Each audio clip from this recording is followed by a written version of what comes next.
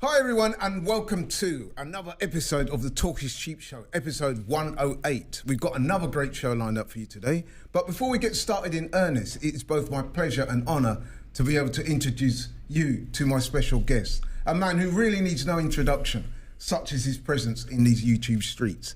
A man who in a short space of time has built himself a reputation, who is both fearless and foresighted. Ladies and gentlemen, boys and girls, please give it up for my good friend, co-host, resident expert analyst, former professional footballer, now social media content award winner, Curtis Shaw from Curtis Shaw TV in the house. What are you saying, bro? Come on, bro. Big intro, that. Short and sweet now, isn't it? Not quite as, Not as long as normal, but listen, man, I hope I expressed my gratitude for you coming on today.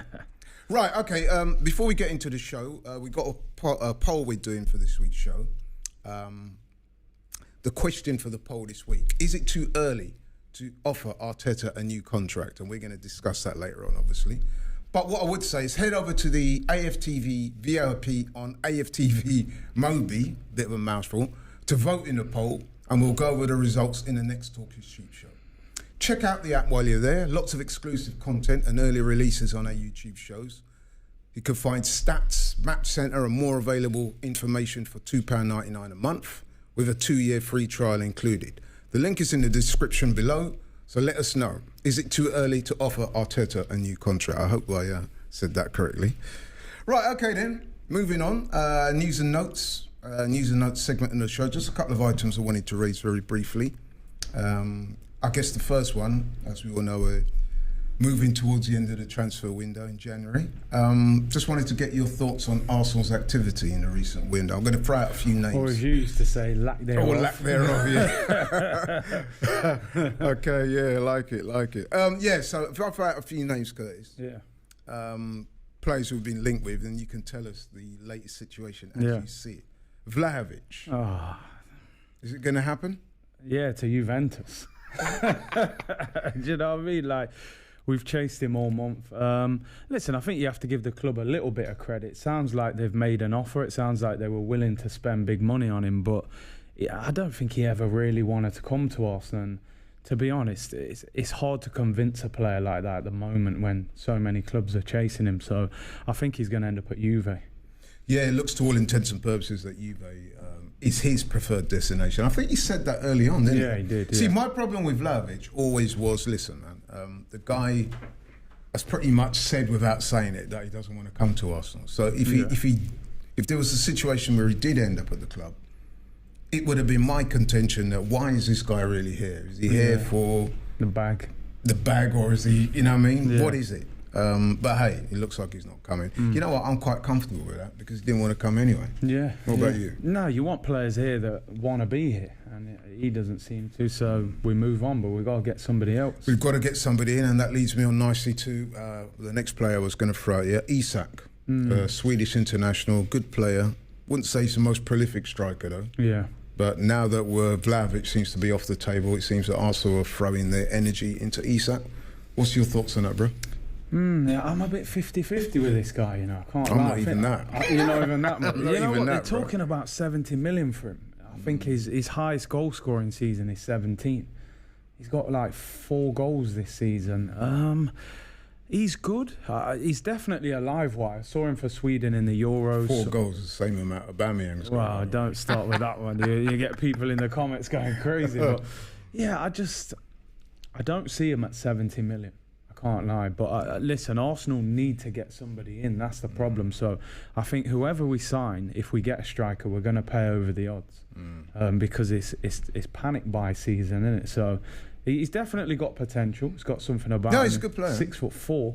I'm just the goals is the only thing.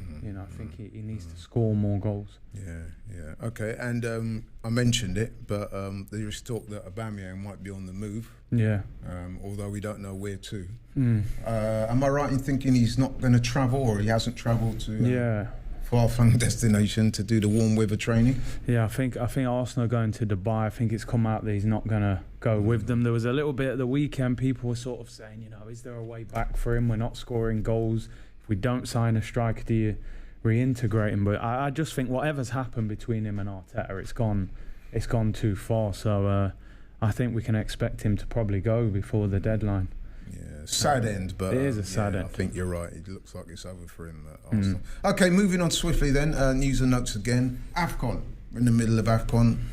Been a number of games. Yeah. Been played. Cameroon hosting the tournament. I do have to start by saying there has been some tragic events taking place recently with a stampede in one of the stadiums. We're hearing that up to 8 people already lost their lives, including a 6-year-old girl, which is very shocking to hear, and many injured. I don't know quite how it came about. Apparently there was some issue with ticketless fans and stuff.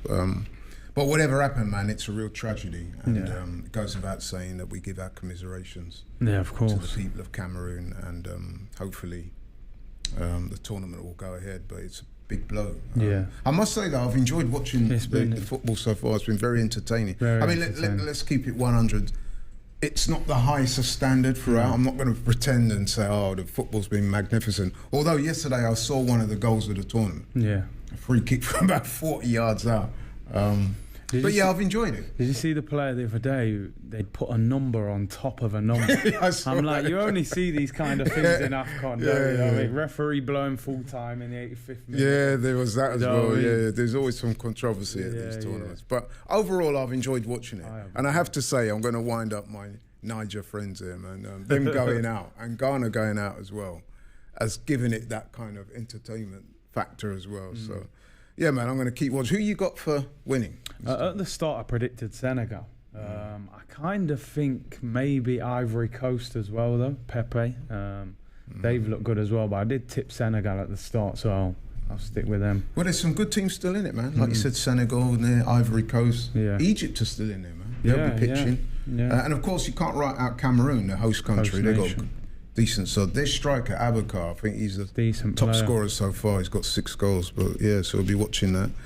Closer to home for our last news and notes of the day, we found out that Claudio Ranieri, not surprisingly, it has to be said, has been relieved of his duties from Watford following that 3-0 debacle home defeat to Norwich the other day. I must say, I was a bit surprised he got the job in the first place. So I'm not surprised he's been sacked. I couldn't really see the reasoning behind that appointment. But it looks like Roy Hodgson is going to get the job. What's your thoughts on that quickly, bro? I mean, maybe on a short-term basis till the end of the season, he knows the league. I'm just surprised, that I thought they would have gone for maybe a younger manager. But Roy does know the league. He kept Palace up year after year. He's a very stable manager. And it doesn't surprise me with Watford. Every season they pretty much sack a manager. So, but I think, like you said, Ranieri was just not happening. And they've gone for Roy. So I suppose it's last chance saloon for them if they can stay up now. I think you hit the nail on the head with when you used the word stability there. I think that's what Roy's going to bring: stability and experience. And I think he will have the respect of the players. Whether he can keep them up, it's another matter. It's a challenge, It could be one whereby, even if they do go down, they might keep faith with him to try and come back up, because they seem to be a bit of a yo-yo club. But then Watford, they get through so many managers. You just don't know. But interesting. I'm sure he won't be the only one to lose his job in the Premier League anytime soon. But we'll keep an eye out on that one. Okay, thanks, bro. Right then, so moving on yet again to yet another regular feature of the show. A brief review of Arsenal's last game. And I'm going to keep this very brief. I think we should. Because it's not like there's going to be a lot to talk about with this game itself. So, So at the weekend then, just to set the scene, give you the backdrop, Arsenal welcomed Burnley to the Emirates. Now, Burnley, bottom of the table. Arsenal, not in a good run of form ourselves, but everyone's looking at this game thinking, well, Easy work. And you know what I mean? Well, okay, even if it weren't easy work, but we should win. Try not to be disrespectful to the Burnley fans and people who like Burnley, but we're looking at that game and we're thinking, look, come on, bro. Like, if we've got any aspirations of top 6 or top 4, Burnley at home, with a weakened side, I might add, Burnley are weakened, we should beat them. You know what I mean? People were talking about 2-0, 3-0, 4-0, all that type of stuff. I thought we'd probably win by a couple of clear goals. But So yeah, we were predicting a win, but in the end it was anything but. What can I say? A drab, boring, uninspiring game. 0-0 snorefest. Curtis, my man, I won't go on too long. Your initial thoughts on that game? I mean, as you know, I went to the game. I haven't been to many games this season, but I thought Burnley at home, 3-0 Sunday afternoon. And I think the one thing that you would say if you was playing Burnley is don't put high crosses in the box because they're two centre-backs. It's like food and drink. We put 33 crosses in against them. Lacazette's 5'9", hardly won a header. Tarkowski and Ben Mee won everything. We were predictable, I felt, in the end. We dominated the game, 76% possession, more shots, more corners, more everything. But we couldn't break them down. And I think, you know, like you said, if you're trying to get top four, you have to win games like that. I know they did draw with Chelsea at Stamford Bridge, but, you know, like you said, they had no Cornet, who's been their best player this season. They sold Chris Wood to Newcastle. They had no Barnes. They were short of players. They were there to be dealt with. And we couldn't break them down. And I think with Arteta, he's got to figure out a plan B. It's like we play this kind of, we're trying to play this Man City kind of possession-based football. Is that what you call it? Well, I think he's trying anyway. But when that doesn't work, it's like, well, now what are we going to do? You know? And I felt like we were short of ideas. For me, I think it's a disgraceful result. I got to be honest. I think it's a shocking result when you're really trying to prove yourself as a club and as a manager. And it's been a bad month so far. You know, it's not a one-off. I mean, I too had a ticket for that game, and you know, I had to take part in the AFTV watch along. Shout out to all the guys on the watch along. So in the end, I had to give my ticket away, and as I said, had to or decided to? Well, I kind of had to because work commitments overrode that, but.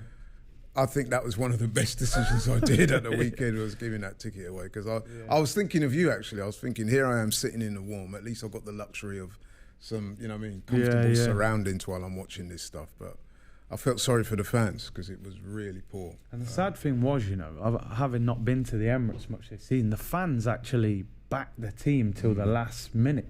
They weren't moaning, they weren't, you know what I mean? After the game, they were booing, but they probably think. Well, I mean, after I've got no problem in fans booing after a game. No. During the game, you're trying to support the team, But I mean, how else are you going to make your feelings known to the players and the board and the manager? So, yeah, man, I was very disappointed. As you said there earlier, you alluded to it. We were predictable. All these crosses coming in, no one on the end of it, and I just thought that as well. That the manager, I thought, could have made changes earlier. We could have tried maybe going with two up top. I just thought we were bereft of ideas overall. So I mean, the only thing I could say, didn't have much on the bench to bring on, but I do agree that we could have tried something different. I mean, he took Smith Rowe off, who I thought was starting to grow into that game. I mean, where I was sitting, when he came off, we was all like, he looks like he's going to make something happen. He created the chance that Lacazette missed. I know he's been out for a little bit, but there's only like 12 minutes to go when he came off. So, you know, you're bringing on Eddie to win your games. It shows that something's gone wrong with the recruitment, because how other teams, I mean, you've seen Rashford the last game for Man United bringing on scores. We're bringing on Eddie and Ketty. We've got to have a better plan B. You say that, but the manager was eulogising about Eddie a few weeks ago when he got the hat-trick against Sunderland, which seems like a hell of a long time. But remember, after that game, he was bigging Eddie up. Oh, he's a great player, he wanted to stay. And I remember people like me and you were sort of, are you sure about that? No disrespect to Eddie, because he did really well in that game. But if we're being honest, man, Eddie's not the solution to our striking problems. And so I'm a little bit surprised that he's allowed Eddie to stay. And then even for that, he's not played him that much. I mean, listen, I was watching that game, as I said in the watch-along, and I was quite gobsmacked that he waited until the 77th minute to make a substitution in a game where we were looking for a goal. And you do have strikers on the bench. I mean, he had Amari Hutchinson on the bench as well. Now, I've been reading that this guy's the next big thing. Oh, you've included you've included him on the matchday squad. Why not? I mean, we were crying out for something different. The kid comes on, got a bit of pace, got a bit of energy, he wants to do something different. Why not try it? Sometimes that's where heroes are made, isn't Yeah. it? Wayne Rooney, Rashford, just throw on a teenager, a bit of energy, he's desperate for a goal. Dare I say it, Wayne Rooney, that goal, that great Against goal that us. introduced him to the Premier League was against Arsenal. I think he was about 16 and a half years old then. Yeah. So if you've included these guys in the matchday squad, to then turn around and say, yeah, but you had nobody on the bench, I'm not really trying to hear that, man. And what was interesting, he's brought Aziz and John Jules back from loan and hasn't put them on the bench. So it was a bit like, that was a bit surprising. But I think you have to ask a bigger question of Edu, Arteta, the board.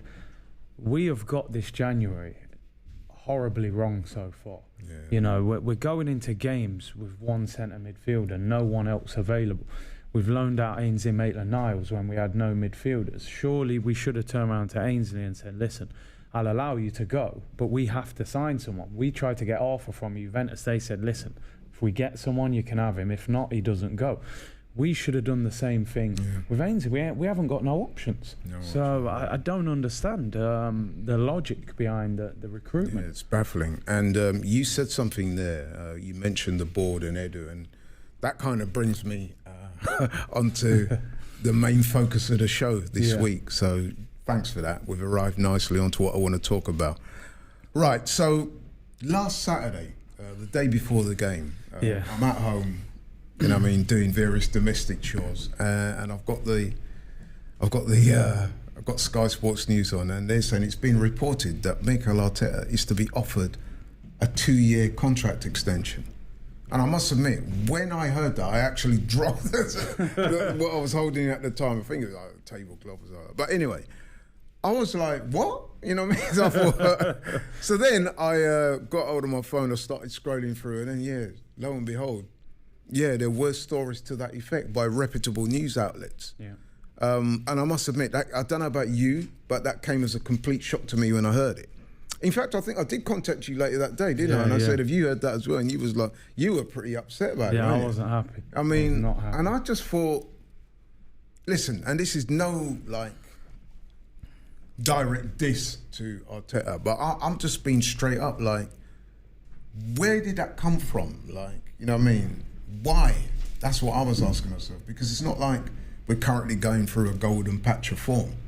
In fact, the reverse is the case. Yeah. We've not had a win so far in 2022. I think we've Scored one goal in our last 5, no goals in our last 4. Yeah. You know what I mean? We're drawing at home to Burnley. We was beaten comfortably, let's be honest, in the cup game by Liverpool, which was disappointing. 2 8th place finishes last year. Okay, we're sort of hovering around the 4th place spot at the moment, but it's by no means guaranteed. Not by a long way. Yeah. Not even that we're going to qualify for Europe. So where was this coming from? So I did a bit of digging, and people were saying apparently there's been interest in Arteta, supposedly from other clubs who might have been sniffing around. But then even so, I'm like, bro, this is way premature. Now listen, I've gone on too long. My boy Curtis, what are you saying? When you heard the news, what was your response, and what do you feel about it now? For me, I was shocked. I was shocked, and So I you think, were like me then? Yeah, I think it says a lot about the Kroenkes, to be honest, because to me that is rewarding failure. If he gets top 4 at the end of this season, whether you've been a big fan of him or not, even like myself, I would have to hold my hands up and say, do you know what? I'm surprised that you managed to get top 4 this quick. So maybe you are deserving of an extension because you're doing what the fans want. How can you say you're going to give him a 2-year contract before the season's finished? He could finish 6th, 7th, 8th. So you're basically saying there's no target. We're happy with what you're doing. You're ticking over. There's your contract. Wherever you finish, don't worry about it. Exactly. Edu said at the start of the season there was no targets. Why was there no targets? All right, maybe behind closed doors there was. But by giving him a new contract, you're showing that actually there wasn't. Because any other top club... I can't believe that a big club like Arsenal wouldn't have called their manager in before the start of the season and have basic targets. I mean, every job has. I'm sure you have targets in your job. Yeah. I've certainly got targets here. Yeah. AFTV that we have to meet, so surely not. I mean, but the fact that they're saying it doesn't matter where you finish, the thing that set me off was just they're trying to justify it by saying, oh, Manchester City are looking at him. So we're scared that when Pep goes, Man City are going to come and appoint Arteta. So we better give him a new contract. I mean, come on. If only, like, the PR of this football club is unbelievable. Yeah. It's unbelievable. So he's in his 3rd season at the club. He spent 240 million since he's been here. He spent 150 million in the summer, the most we've ever spent in a transfer window. I expect to see a lot of improvement from last season. Now, his one saving grace is that we are within a few points of top 4, so he is in a challenge this year. But you don't hand out the medal until you've won the race. They don't go up to Usain Bolt before and say, "Oh, I think you're going to win this. Take the gold." You got to cross the finish line. That's right. Arteta hasn't achieved outside of the FA Cup, which that was a great time. But like people tell me with Aubameyang, they say, "Oh, don't talk about what he did 2 years ago." So like Arteta, don't talk about what he did 2 years ago. What has he done for Arsenal in the Premier League since he's been the manager? 2 8th place finishers out of Europe. First time in 25 years. Out of both domestic cups, first time in 30 years by the end of January. We're not going to win a trophy this season. We've got nothing. We exited 2 trophies in the space of a week. So I just think they should have waited until the end of the season and said, listen, if you achieve this, you've got a year left on your deal, we'll talk about extending it, because that will mean that you've earned it. But if you finish 6th, 7th, 8th, 3 years into your job, I must admit, I too heard that Man City thing, and my first thought, shall I tell you what my first thought when I heard that? Don't piss on my head until it's red. You know what I mean? Because, like, bro, I'm not trying to hear that. No. I'm not trying to hear that at all. Do you seriously expect the fans to believe that? I mean, he's unproven at Arsenal. Why would City go out on a limb for him? City wouldn't go for him. So that was ridiculous. And, you know, like you said it quite succinctly there and perfectly. You know, I mean, halfway through, you don't just hand out raises and new jobs and stuff like that and promotions to people when the job's nowhere near finished. No. On that European spot and top 4, what do you think? Do you think that the rate we're going, try to put the recent result aside, Yeah. Do you think we're on a trajectory where we can qualify for the Champions League or Europe? I think the Champions League, we could only get that if we get 2 players in before the window closes. And they need to be good players as well. They need to be, like, if you're letting Aubameyang go, you've got to sign a striker, because Lacazette and Eddie Nketiah, between them 2, will not get us top 4. We've seen that. Lacazette isn't prolific enough. No. He's a good player but doesn't score enough. And Eddie's not good enough for Arsenal, in my opinion. You think that, do you? Yeah, I don't think he's Arsenal standard. So I would say it'd be hard to disagree with that, people. What do you think? Do you think Eddie's good enough for the Premier League, or good enough for a club like Arsenal? I mean, he may be good enough for a Premier League, and maybe if he went to, I don't know, like a Crystal Palace, say, I mean, because he's been linked with Palace, and he was starting regularly, he could grow into a decent Premier League player. But I think you're right to, you know, express your reservations. At this moment in time, I'm not sure if he's certainly not what I would call a sort of top 4. No. A club that's aspiring to the top 4. I don't think they'd have it. I mean, would Eddie feature in Chelsea or City or United or even Tottenham? I don't see it, bro. No, I wouldn't. So like you said, for me, the only chance Arsenal have got, look, even putting the results aside, listen, I think if we win our next game, we can go above West Ham into 4th, although Tottenham have got a game in hand on us. So we are still in the mix. And later on in the season, when clubs are in Europe and they are playing cup games, it probably will benefit us to only have 1 game a week, because they'll be getting injuries, suspensions. I just think we've got to get some business done in the next few days. I'm surprised they've taken so long in January. It is a hard window, but I think if you're aggressive enough, you look at Villa getting Luca Digne and Coutinho, very good players for a club of that level. I think but we were linked with Coutinho, but we didn't want it. No, so let's not start that one. We didn't want it. I mean, as soon as we lose out on these players, he doesn't fit what we were looking for. To be honest, now Vlahovic is going to Juventus. I've looked at him and I've decided I don't rate him. He's not really. I don't rate him. He's a bit slow and that. Yeah. We were never really in for him. The whole time it was Isak. It was a smoke screen. You know what I mean? But that's the Arsenal way. That's the when Arsenal they don't way, sign, we don't rate them. Yeah. But no, for me, Edu's got to earn his wages, man. You got to give this manager a couple of players. Otherwise, if we don't sign 2 players of high quality, I think we'll fall short of the top 4. Do you think, and I've got to say this, that the mere fact that the club are even considering this, which is, if they are, I mean, I've not heard much since. So maybe in the light of the Burnley result and what's going on, they're probably going to issue some statement saying that it's not strictly accurate or whatever. But do you think, as I do, that it kind of speaks to a lack of ambition with the club? The fact that, as you said, and this is factual, 2 8th place finishes, we're hovering around the Champions League places, but there's no real emphasis there to say that we are going to finish in the top 4. There's a couple of clubs around us who are vying for that place that I would say, if I'm being honest, are more favoured to get it. So in other words, what I'm saying is, if we don't get the top 4, do you not think that to be offering or even talking about offering a contract at this stage speaks to a lack of ambition? Because we all know what the managerial merry-go-round is like. There are going to be top flight managers come the end of the season who are available. Yeah. I just thought, to me anyway, it speaks to a lack of ambition. Do you agree with that? Totally agree with that, because... And then sorry to interrupt, but when I heard you say about he was not given any targets, I'm actually quite flabbergasted. It's crazy, isn't it? I just think the Kroenkes are comfortable. They're looking at it. We've got a cheap manager, let's be honest. When you look at what Conte and Pep and Klopp earn a week compared to Arteta, he's cheap, he's easy to control because he's never been a manager. He's happy to be there. He's not going to challenge them the way other managers would. The Emirates is sold out every home game. The money's still rolling in. The sponsorship deals are massive. Arsenal are still globally earning big money. All right, we're not in Europe, but that obviously isn't damaging the Kroenkes that much. I just think it's a very comfortable deal for everybody. They're nice to work for. He works how they want him to work. There's no challenge. He's not going to say, go and get me a world-class player. Arteta said in his press conference last week that we can still attract the top players in the world.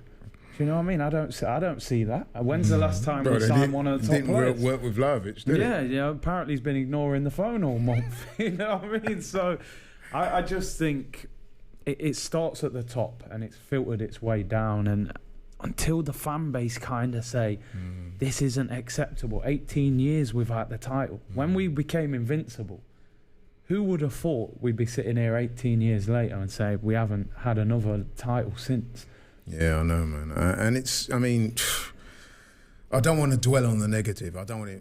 Maybe it's looking like that, so I apologise. But we're just speaking facts here. So far in 2022, we got off to a relatively poor start. Now, yes, there were factors of injuries with COVID and of course the unforeseen situation with Aubameyang. But nevertheless, we are where we are. Yeah. And I'm not wholly confident, man, that we can turn it around enough to get 4th place. I think we will. I'm hoping that we'll get into the top 6, but even that is not 100% certain. I mean, Wolves are creeping up hard on us, and we actually play them next. I think the thing was, what was disappointing for me, if we'd have got top 6 and won a trophy, that would have on balance looked a little bit better. So to go out of both cup competitions... Oh, so you do like trophies now? Here he goes.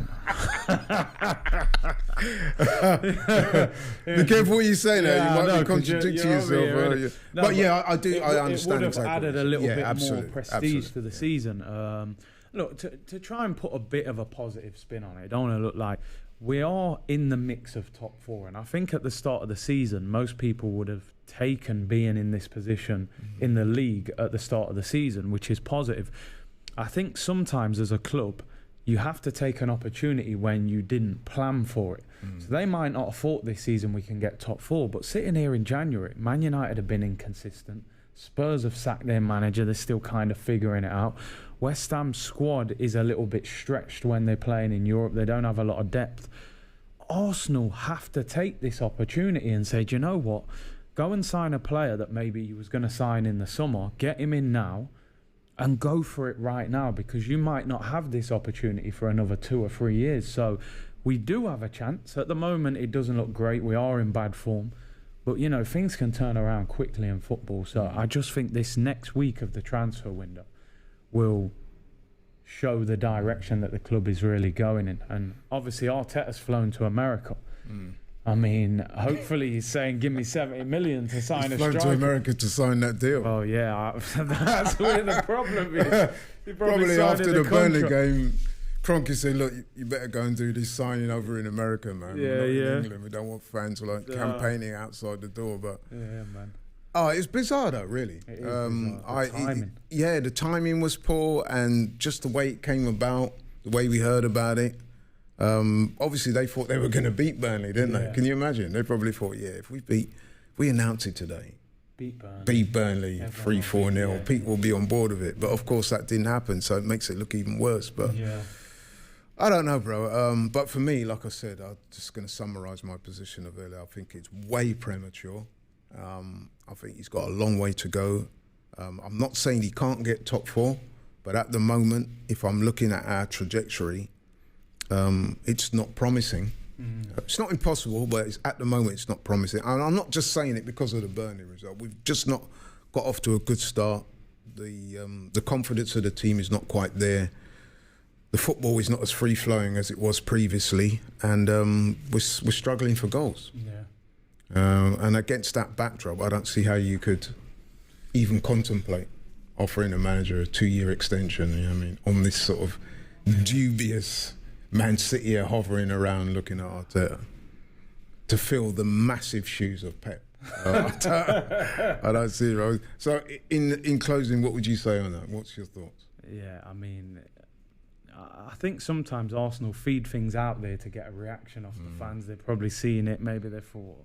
Well, if they were looking for reaction, I think they got a reaction. Yeah. But it's probably not the reaction they thought. If they give him a 2-year deal before the end of this season, I think they're telling you exactly what they think. You know, they're not trying to win the league. They're not trying to get top 4.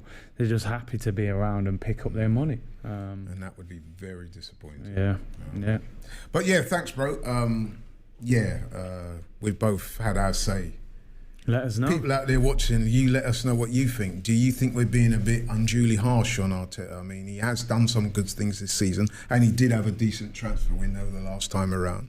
There is still time. Maybe they will bring in Isak, will turn out to be the wonder boy striker that we were looking for, and our fortunes will improve dramatically. But I think it's premature. So does Curtis. But what do you think? Do you think it's premature, or do you think it's fine? You happy with it? You think he's doing a good job? You could see the promise there. You can see some kind of green shoots in the garden that will warrant him signing a 2-year extension. But hey, we'll leave it up to you. And don't forget to check out the app, man.